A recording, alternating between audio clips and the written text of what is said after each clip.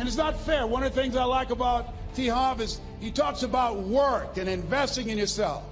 It's not fair when people are going up against that kind of stuff to tell them just think positive and be enthusiastic and everything will work out all right. Ain't that kind of party. It's hard. Life will put some knots on your head. I bought my first home for my mother. I was rushing, didn't know what I was doing, and I bought a home that had a lien against it. And they called me, Mr. Brown, yes, there's a lien against your property. We need $55,000 if you're going to stay there. Wait a minute, sir. I just bought this home. The guy told me there were no liens against it. I'm not the one that owe you the money. You should have checked that out, Mr. Brown. Come on. I called my attorney. We followed up. Yes, Les, there's a lien against the property. But he told me there were no liens. He lied, obviously. Oh, my God.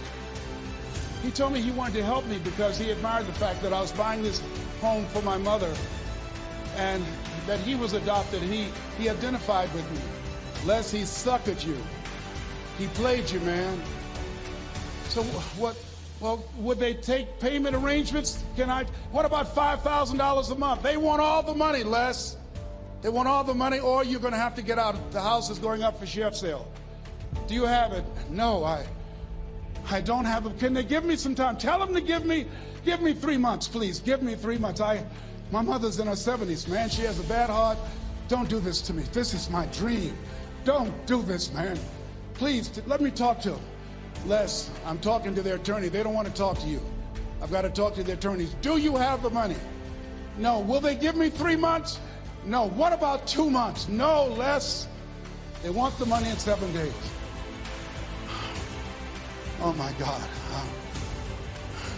Let me call you back. I'm not sure. And I walked the floors thinking, God, how could this happen to me? I got to figure this out, huh? I got to figure this out.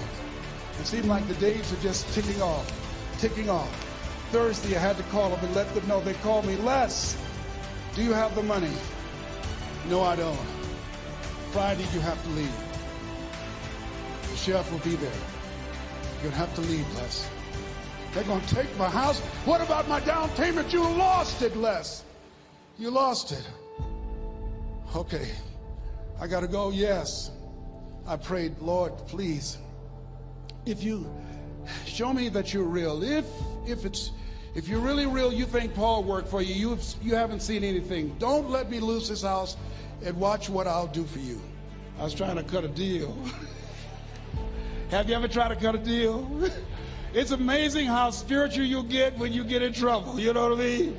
When I was diagnosed with prostate cancer, I was going to bed with the Bible and the Holy Quran and Science of Mind and Joel Goldsmith, everything I could find. I was paying to Jesus, Yahweh, Melchizedek, everybody. I was calling on everybody. It's amazing. And there I was, walking the floor at 3 o'clock in the morning, and I had to go and wake my mother up. I got on my knees and I said, Mama, I said, I need you to wake up. She said, what's wrong, Leslie? I can hear you walking back and forth. I'm not asleep, son. I said, there's something I need to tell you. She said, your eyes are red. Why are your eyes red? Because I feel so stupid now. Why? We got to move tomorrow. Why, Leslie? There's a lien against the property, and they want $55,000, and I don't have it. And we're going to be set out tomorrow. We have to go back to Liberty City.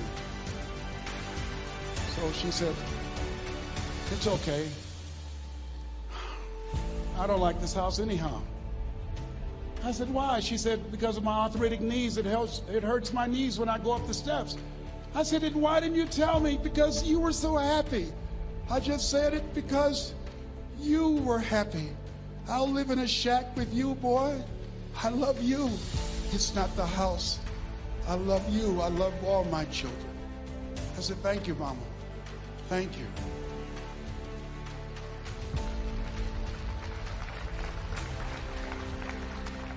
And the next day when we were in the truck going back to Liberty City, and we pulled down 68th Terrace, the neighbors came out and said, whoa, Mamie! Mamie, y'all coming back? Are you back? Yes. What happened to the home your boy bought for you? Those boys you adopted. Leslie didn't do a title search. He made a mistake. And boy, I was so humiliated. How many ever made a mistake that you were just humiliated? Raise your hands. I was devastated. I was taking the furniture off the truck, and my mother came, and I was crying. And she said, boy, I said, yes, ma'am. She said, hold your head up. I said, Mama, I can't. She said, hold your head up. I said, why? Look what I've done. She said, it's okay. It's okay. You are going to make a lot of mistakes in life, young man. You're going to fail your way to success. You have nothing to be ashamed of. Keep your head up and take that furniture back in the house. I said, yes, ma'am. And I learned something from that. If you ever go through something, hold your head up. If you ever make a mistake, hold your head up. If you ever do something that everything goes wrong, life catch you on the blind side, hold your head up. It's not over. Goethe said, that which does not kill you will make you stronger. Hold your head up. Shake someone's hand on your right and left and say, hold your head up.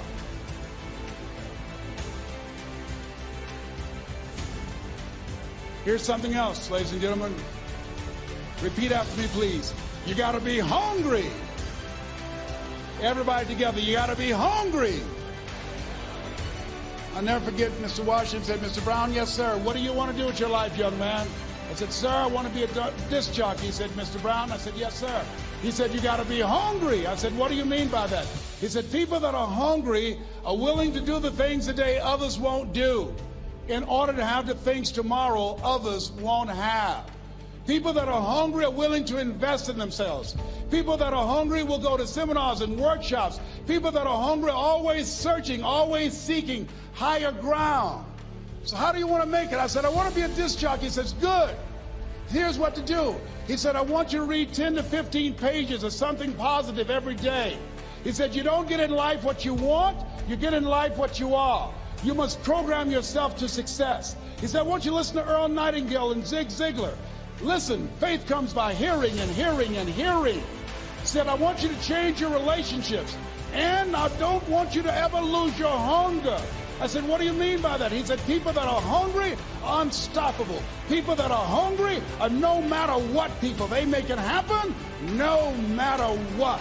He said, I want you to listen to Paul Harvey. Who is he? He's the world's greatest communicator. Success leaves clues, young man.